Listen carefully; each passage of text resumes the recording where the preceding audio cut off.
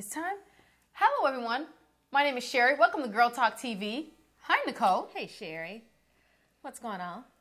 Well, today we're supposed to be talking about sexual revolution, correct? Yes.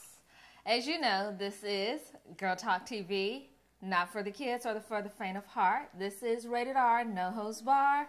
So sit down and buckle up because we're at Sexual Revolution Part 2. In our former episode, I think, we got a little bit of feedback, right? We did. From some people who are a little offended. They made it seem as if we were promoting promiscuity. That is not what we're talking about. We're saying women are taking control of their sex lives. Mm-hmm. And taking control can mean many things. It can actually mean being celibate, becoming celibate. Yes, it can. Returning to virginity with a ritual. Being born again, as some Christian would call it. So we're just saying taking control. And as I recall, we were talking about with your partner, whether that's your husband, your lover, your boyfriend, gay or straight, whatever, whoever your partner is and your commitment is and what you're doing, women are taking control. Yes. So as we were talking about taking control, Sherry, I remember you mentioned something about how sometimes a man's sex drive goes down and women goes up. And it just so happened I got this newsletter in the mail, and it was an article from Dr. Laura Burnham, and she was talking about some of those issues. So with the return of sexual revolution, we're going to talk about erections and emotions. Yes. So if you're having trouble with your man, there could be reasons. It's not because he doesn't find you sexy or because you gained 5 pounds. There's a lot more going on behind the scenes that I think we as women, we don't think about that. And it's not age. A lot of women think maybe it's age, but really it's not. I don't think it's age. I think it's some of the some of the issues of being an adult. Mm-hmm. You know, when you're in your teens and in your 20s and you're just paying $600 for rent, it's one thing. But when you've got that, you have a mortgage, $2,500 mortgage, you have a career, there's expectations in all areas.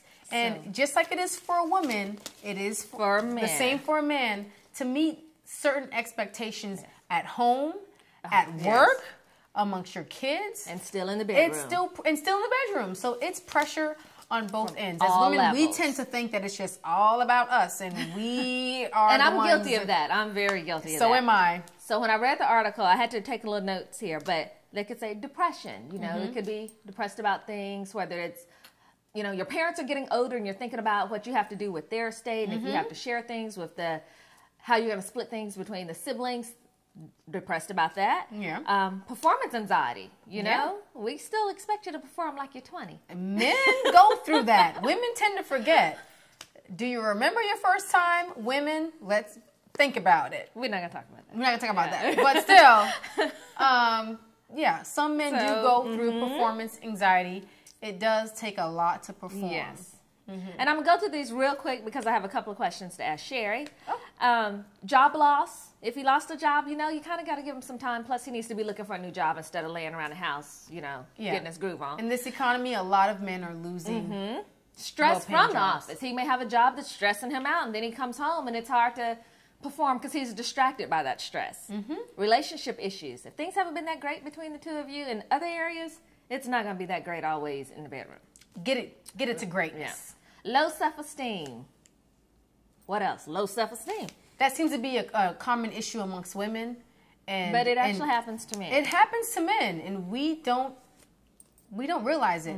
You know, we don't see it as spouses and girlfriends. And I know. You know, we just don't see it because we think as men they should be macho, manly, it's the caveman strong. Mentality. It's the caveman mentality. Men do have, some men do have low self-esteem. Yeah. Lack of trust. If he's always wondering who you're texting it on Facebook with, and even though it could be totally innocent, you know, some men are always wondering. So lack of trust could affect things.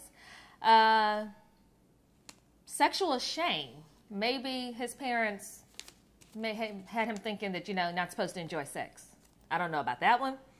New parent. Once you become a mom and dad, that totally changes things, and sometimes it changes how your partner perceives you. They see you as the mom and the dad of the child, and not so much as the sexual person that you were. That's right. You have to get back to being lovers and get out of the mommy-daddy stage. Yes, find a balance. And getting older. Sometimes just getting older in general, worried about retirement, you know.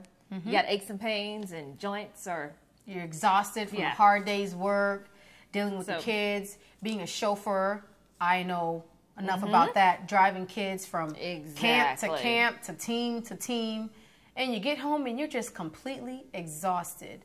Find that balance. That happens regardless whether you're old or not. I know. Because you're just in your 20s and you're exhausted. You know. And another thing, had to say this for all my curvaceous women.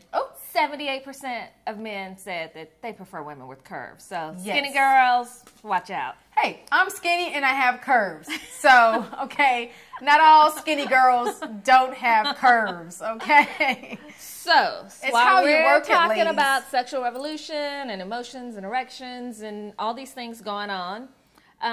Tell me about the book. Didn't you finish the book?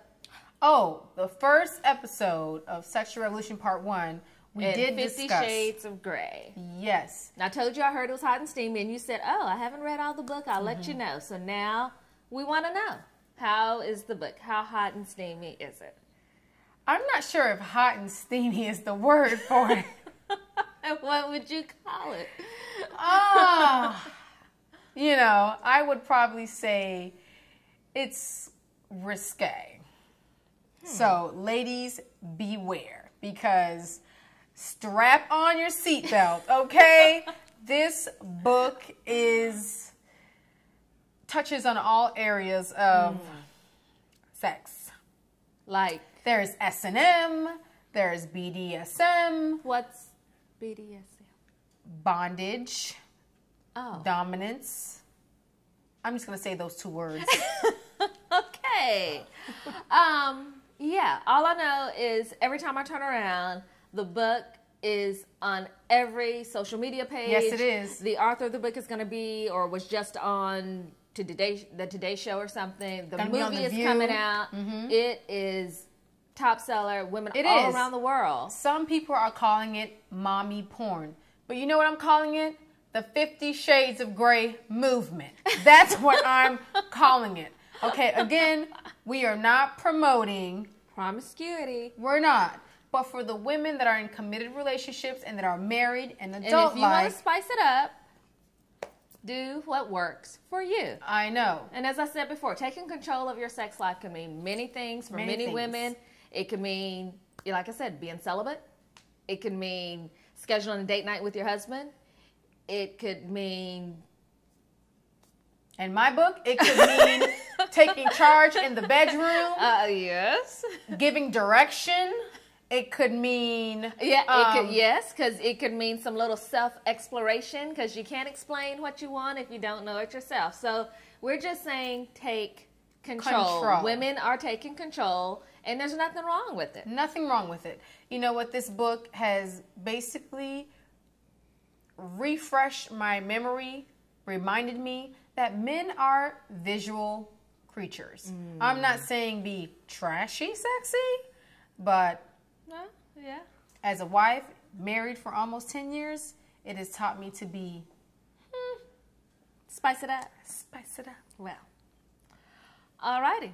Yes, taking control of our sex lives. Sexual Revolution. Since it's a trilogy, this whole book series, we may have to have a Sexual Revolution Part 3. We need to get a man on the set with us. That's what I think. Because I'm in Part 2 of the book. What men are thinking, how they feel about women reading this book. We need a man's perspective. Because we can't have it just one side. How are men taking control of their sex lives? Holding out on us? You think that's what they're doing? I don't experience that, but I don't know. I mean, I don't either. I was just saying, maybe. Okay, viewers, please follow us on www.girltalktv.com. We're on Pinterest. We're on Facebook. We're also on Twitter. Tweet us. Tweet us and tell us how you are taking control of your sex life. And if there's anything you want us to talk about, to cover, let us know. This is Real Women, Real Talk, Girl Talk TV. That's right. No holds bars. Ciao.